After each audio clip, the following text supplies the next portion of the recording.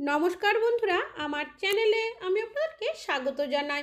হাঁটু ব্যথা, কোমরে ব্যথা, মোচের ব্যথা বা যে কোনো ধরনের জয়েন্টের ব্যথা এখন কম বেশি অনেকেরই হয়ে থাকে, যার কারণে আমরা বিভিন্ন ধরনের ব্যথার ওষুধ বা পেন কিলার বা তেলের ব্যবহার করে থাকি। তবে রেগুলার ব্যথার ওষুধ খাওয়াও কিন্তু ঠিক নয়। তাছাড়াও যদি আমরা ব্যথার ওষুধ খেয়েও থাকি, কিছুদিনের জন্য ঠিক হয়ে গেলেও আবারও কিন্তু ব্যথা করতে শুরু করে। তবে কোনো রকমের ওষুধের বা তেলের ব্যবহার ছাড়াই আপনারা কিন্তু ঘরোয়া উপায়ে আপনাদের যে কোনো ধরনের ব্যথার সমস্যার সমাধান করতে পারেন। তেমনই একটা দেশি পাওয়ারফুল টোটকা আপনাদের সাথে শেয়ার করব, আর এটা এতটাই ভালো রেজাল্ট দেয়, আপনারা একবার ব্যবহার করলেই বুঝতে পারবেন। অনেক দিন ধরে কমেন্ট আসছে ব্যথার সমস্যার মধ্যে রয়েছি, এমন কিছু ঘরোয়া টোটকা বলুন যাতে করে খুব সহজে আমাদের ব্যথা ঠিক হয়ে যায়। তবে আপনাদেরও যদি ব্যথার সমস্যা রয়েছে তাহলে কিন্তু এই ভিডিওটা আপনাদের জন্য স্কিপ না করে দেখুন, না হলে বুঝতে পারবেন না। তো আমি এখানে নিয়েছি তেজপাতা। আমরা প্রত্যেকেই কিন্তু তেজপাতা কম বেশি রান্না বান্নাতে ব্যবহার করে থাকি, তবে ব্যথা দূর করার ক্ষেত্রে তেজপাতা কিন্তু কোনো তুলনা নেই।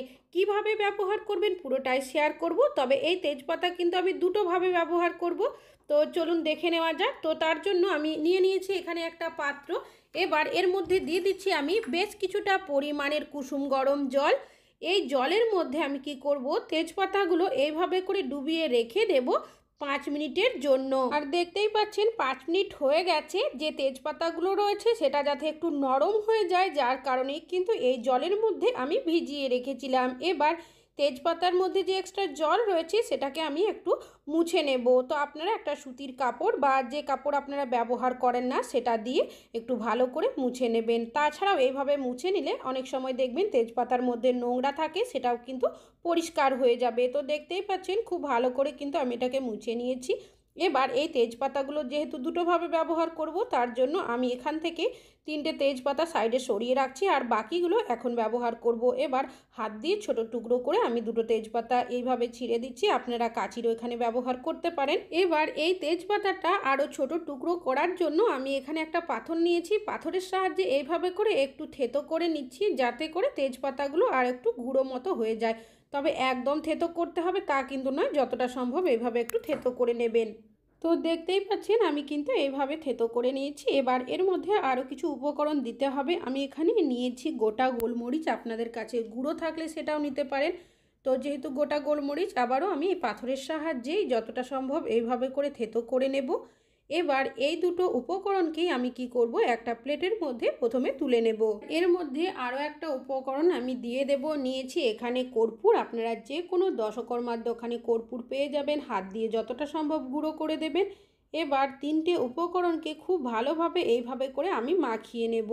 তো দেখতেই পাচ্ছেন খুব ভালো করে কিন্তু আমি মাখিয়ে নিয়েছি। তবে এই মিশ্রণটা কিন্তু এখনও তৈরি হয়নি, এর মধ্যে আরও একটা উপকরণ দিতে হবে। তবে যখন ব্যবহার করবেন তার আগে কিন্তু কাজটা করতে হবে।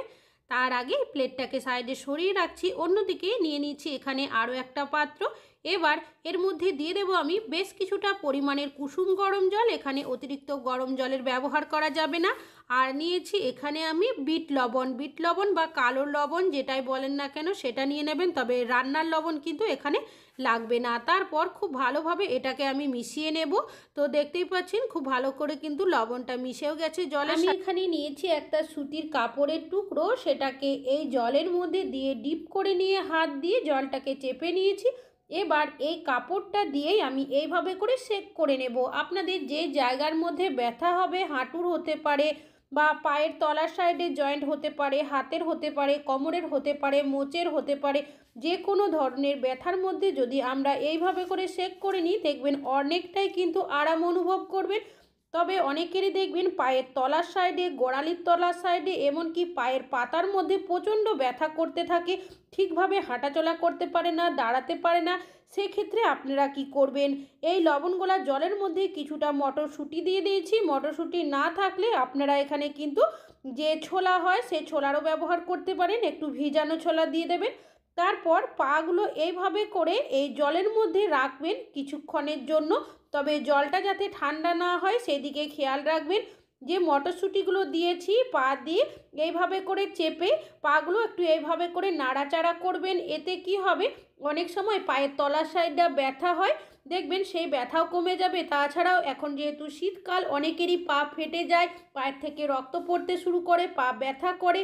তো এইভাবে আপনারা যদি কিছুক্ষণ কাজটি করেন সেক্ষেত্রে দেখবেন আপনাদের ব্যথাটা কিন্তু খুব সহজেই চলে যাবে, গোড়ালি ব্যথা হোক কি পায়ের তলার সাইড ব্যথা। তারপর নিয়ে নিয়েছি আমি এখানে একটা পাত্র, এর মধ্যে দিয়ে দিচ্ছি কিছুটা পরিমাণের সর্ষের তেল, এখানে সর্ষের তেলে নিতে হবে, আর দিয়ে দিয়েছি সামান্য পরিমাণের গুঁড়ো হলুদ। দুটো উপকরণকে খুব ভালোভাবে মিশিয়ে নেব। তো দেখতেই পাচ্ছেন মিশ্রণটা তৈরি হয়ে গেছে। এবার এই মিশ্রণটা আমি দুটোভাবে ব্যবহার করব।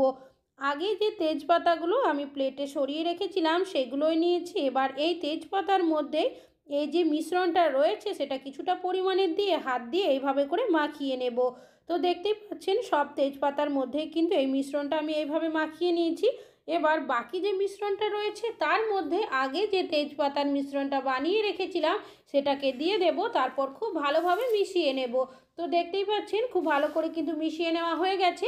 এবার এই পাত্রটাকে গ্যাসের মধ্যে বসিয়ে দেব, গ্যাসের ফ্লেমটাকে লোতে রেখে খুব ভালোভাবে এটাকে গরম করে ফুটিয়ে নিতে হবে।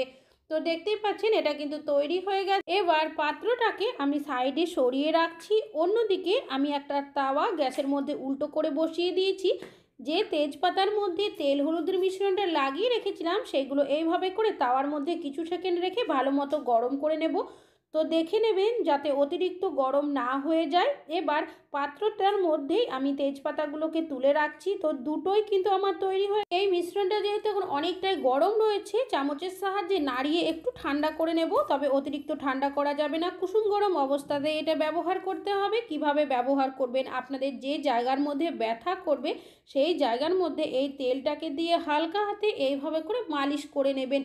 যখন আপনারা এইভাবে মালিশ করবেন দেখবেন আপনারা কিন্তু একবার মালিশ করাতেই ব্যথা অনেকটাই কম হবে, সেটা কিন্তু আপনারা নিজেরাই বুঝতে পারবেন। অনেকেরই দেখবেন পা ফাটলে গোড়ালির সাইডটাও ব্যথা করতে থাকে। তাছাড়াও অনেকেরই দেখা যায় পায়ের তলার সাইডটাও কিন্তু প্রচণ্ড ব্যথা করে, হাঁটতে পারে না ঠিক করে, দাঁড়াতে পারে না। আপনারা যদি এইভাবে করে একটা মিশ্রণ বানিয়ে এইভাবে করে পায়ের তলার সাইডে, গোড়ালির সাইডে তেলটা দিয়ে মালিশ করে নেন, ব্যথা অনেকটাই কম হবে। তবে যদি অতিরিক্ত ব্যথা করে সেক্ষেত্রে একটা চামচ নিয়ে নেবেন, নিচের থেকে এইভাবে ওপর থেকে কিছু সেকেন্ড টানতে থাকবেন, দেখবেন এইভাবে করলেও কিন্তু অনেকটাই আরাম লাগবে পায়ের তলার সাইডটা। তারা অনেকেরই দেখা যায় পায়ের আঙুলের সাইডটা দেখবেন টান ধরে যায়, ব্যথা করে। সেক্ষেত্রে এইভাবে করে আপনারা আঙুলের সাহায্যে কি করবেন, নিচের থেকে ওপরের দিকে একটু মালিশ করবেন। এইভাবে করে যদি মালিশ করে নেন সেক্ষেত্রে দেখবেন এই ব্যথাগুলো কিন্তু আপনাদের অনেকটাই কম হয়ে যাবে। কোনো রকমের ওষুধ খাওয়ার কিন্তু আপনাদের প্রয়োজন হবে না। এইভাবে করেই আমি কিন্তু হাঁটুটাও এইভাবে তেলটা দিয়ে মালিশ করে নেব। এইভাবে করে হালকা হাতে কিন্তু মালিশটা করতে হবে, জোর চাপ দিয়ে কিন্তু মালিশ করা কোনোভাবেই যাবে না। সেক্ষেত্রে কি হবে, আপনাদের ব্যথা কিন্তু অতিরিক্ত বেড়ে যেতে পারে। একদম হালকা হাতে আপনারা মালিশ করবেন। কিছু সেকেন্ড এইরকম করার পর দুটো হাত দিয়ে আপনারা দুটো সাইড থেকে এইভাবে করেও কিন্তু মালিশ করতে পারেন। তবে অনেক সময় দেখা যায় অনেকেরই অতিরিক্ত ব্যথা করতে থাকে। তো সেক্ষেত্রে আপনারা আরও একটা কাজ করতে পারেন, যে তেজপাতাগুলো আমি সেঁকে রেখেছিলাম সেই তেজপাতাগুলো এইভাবে করে দিয়ে দেবেন। তেজপাতাটা যাতে ঠান্ডা হয়ে নেওয়া যায় সেদিকে লক্ষ্য রাখতে হবে, গরম অবস্থাতেই ব্যবহার করতে হবে। এখানে নিয়েছি সুতো, সুতোটা কি করব, এইভাবে করে আমি পেঁচিয়ে দেব তেজপাতাগুলো যাতে ভালোভাবে সেট হয়ে থাকে, কোনোভাবে খুলে পড়ে না যায়, যার কারণে সুতোর ব্যবহার করছি। তবে আপনারা চাইলে সুতো নাও ব্যবহার করতে পারেন, একটা কাপড়ের সাহায্যেও পেঁচিয়ে দিতে পারেন। এই জায়গার মধ্যে দেখবেন বাইরে ঠান্ডা হাওয়া লাগবে না, অনেকক্ষণ গরম থাকবে। অন্যদিকে আমি একটা কাপড়ের মধ্যে কিছুটা নুন নিয়েছি আর এইভাবে করে গিট দিয়ে একটা পুঁটলির মতো করে নেব। এবার একটা তাওয়া আমি গরম করে নিয়েছি, এইভাবে করে আমি এই জায়গাটা সেঁক দিয়ে নিচ্ছি। এইভাবে যখন আপনারা সেঁক দেবেন ভেতরের জায়গাটা দেখবেন অনেকক্ষণ পর্যন্ত গরম থাকবে, ব্যথাটাও অনেকটাই কম হবে। যাদের অতিরিক্ত ব্যথা থাকবে তারাই কিন্তু এই কাজটি করবেন। তবে যাদের তুলনামূলকভাবে কম থাকবে সেক্ষেত্রে আপনারা কিন্তু তেলটা দিয়ে যদি মালিশ করেন সেক্ষেত্রে কিন্তু অনেকটাই ভালো ফল পাবেন। এইভাবে করে যাদের অতিরিক্ত ব্যথা থাকবে তারা সপ্তাহে 3 দিন করুন, এক সপ্তাহের মধ্যেই দেখবেন আপনাদের ব্যথা সম্পূর্ণ ঠিক হয়ে যাবে। তবে একদিন ব্যবহার করলে আপনারা কিন্তু অবশ্যই বুঝতে পারবেন যে কতটা আপনাদের কম হয়েছে। রাত্রেবেলা বেঁধে রাখার পর আপনারা সকালবেলা খুলে দেবেন কাপড়টা, তেজপাতাটাও খুলে নেবেন।